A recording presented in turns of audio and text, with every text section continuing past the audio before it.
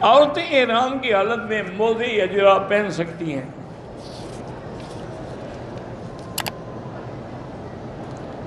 اگر کوئی مرد یا عورت جنابت کی حالت میں 100 دفعہ تسبیح پڑھے، یہ تو نہیں نا کہ آپ تسبیح پڑھنے بیٹھ جاؤ ناپاک کی حالت میں، ایک دفعہ کہہ دیا سبحان اللہ استغفر اللہ کوئی بات نہیں، لیکن تسبیح تو نہ پڑھے نا۔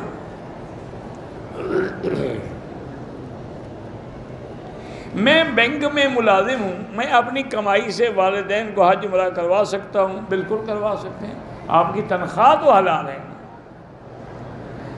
آپ کی تنخواہ جو ہے وہ حرام نہیں ہے، وہ سود نہیں ہے، لیکن افضل یہ ہے کہ ایسی جگہ نوکری نہ کرو، اور علماء نے لکھا ہے کہ تم دوسری جگہ نوکری تلاش کرتے رہو، جب مل جائے تو چھوڑ دو، اپنے پیسوں سے بالکل والدین کو حج کراؤ عمرہ کراؤ۔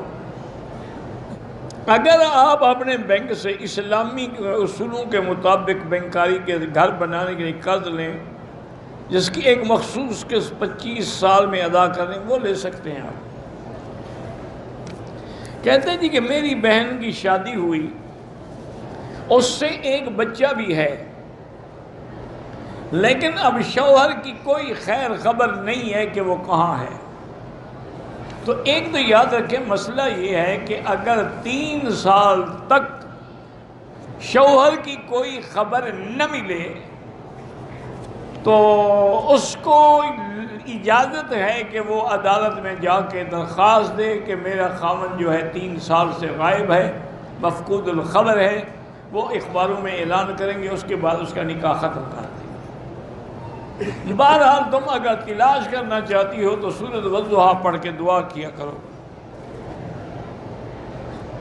جائیداد میں باپ اپنی مرضی سے زندگی میں چاہے تو بیٹی کو بیٹے کے برابر بھی دے سکتا ہے، موت کے بعد بیٹے کا حصہ دوہرا ہوگا، بیٹی کا ایک ہوگا۔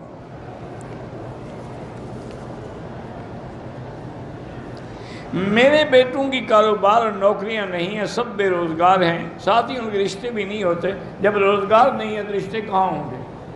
آج کا رشتہ تو پیسے سے ہوتا ہے نا،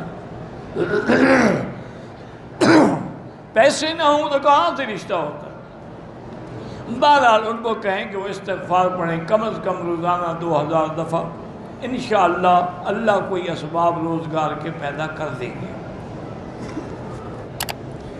میرا بیٹا سخت مشکلات میں ہے، سارے گھر والے پریشان ہیں، مشکلات سے نکلنے کے لیے سب سے بڑا وظیفہ ہے حسبنا اللہ و نعم الوکیل۔ یہ سارے گھر والے جو ہے نا روزانہ کم از کم 500 دفعہ پڑھا کریں، اللہ ہر مشکل سے نکال دیں۔ اب جنگ احد سے بڑی مشکل کب ہوگی؟ لیکن صحابہ نے کیا پڑھا؟ حسبنا اللہ و نعم الوکیل، فانقلبوا بنعمت من اللہ وفضل لم یمسسہم سوء۔ اسی طرح جب سیدنا ابراہیم الخلیل کو آگ میں ڈالا گیا، انہوں نے بھی پڑھا حسبنا اللہ و نعم الوکیل۔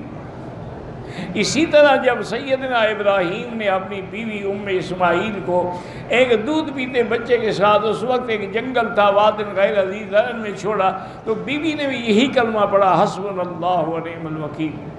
بی بی عائشہ بھی جب تہمت لگی اور ان کو پتہ لگا تو انہوں نے بھی یہی پڑھا حسبنا اللہ و نعم الوکیل۔ تو یہ تو بہت بڑا خزانہ ہے، شرط یہ ہے کہ پڑھنے والا ہو اور یقین سے پڑھے۔